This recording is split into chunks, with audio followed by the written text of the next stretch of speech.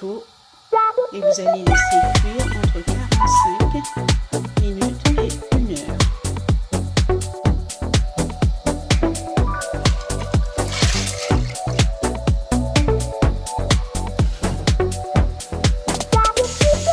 Les haricots sont en train de bouillir à feu vif, comme vous voyez. Dans une quinzaine de minutes, bien servi. Et ça pendant 1 heure. Au bout d'1 heure, mes haricots sont bien cuits. Je vais pouvoir mixer le tout.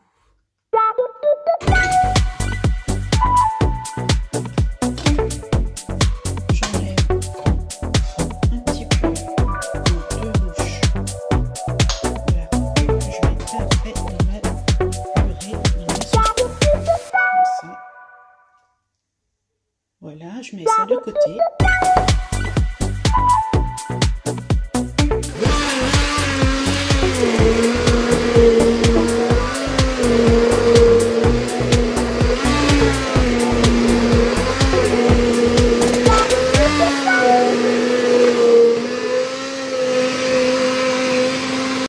J'ai besoin d'une louche, d'une passoire pour faire passer la sauce à la passoire. Comme ça.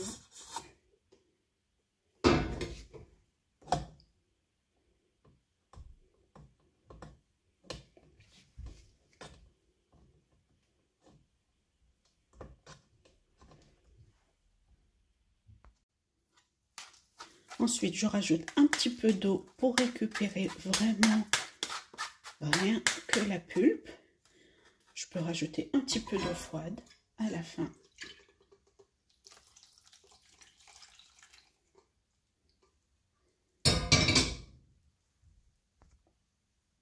Voilà ce que ça donne après avoir passé mes haricots à la passoire. Je verse le tout dans ma cocotte minute. Je viens rajouter ce que j'avais mis de côté en haricots.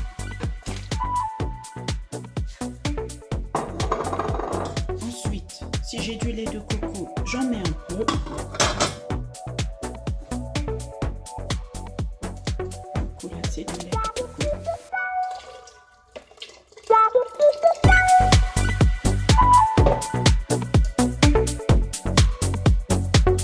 Ensuite, je rajoute mes épices créoles.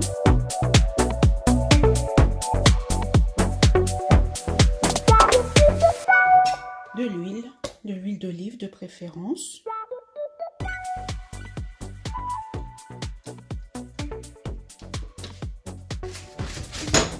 Du poivre.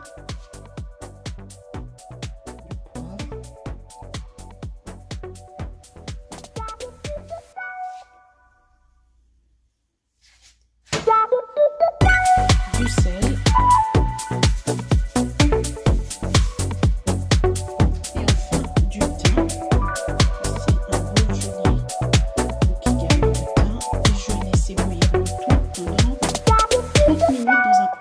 Pour voir ce que ça donne. Bonne préparation à vous. 30 minutes à feu vif.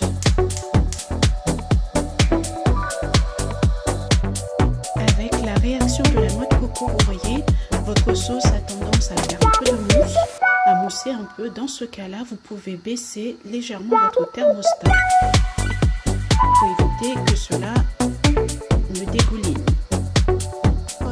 D'une trentaine de minutes, ma sauce qui est prête, bien onctueuse.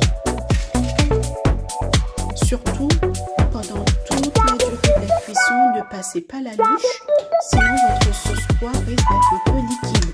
Vous laissez bouillir, vous ajustez en fonction si ça mousse ou pas. Donc vous ajustez le thermostat, mais surtout ne passez pas la louche. Et voilà, on pourra déguster ça avec un bon riz blanc par exemple. Vous retrouverez la recette complète sur ma chaîne YouTube Idées de Lulu. Ciao! Bon appétit mes loulous! Voilà ma sauce pois avec mon riz et mon avocat. Vous pouvez déguster ça même sans viande. Bon appétit à vous, à bientôt.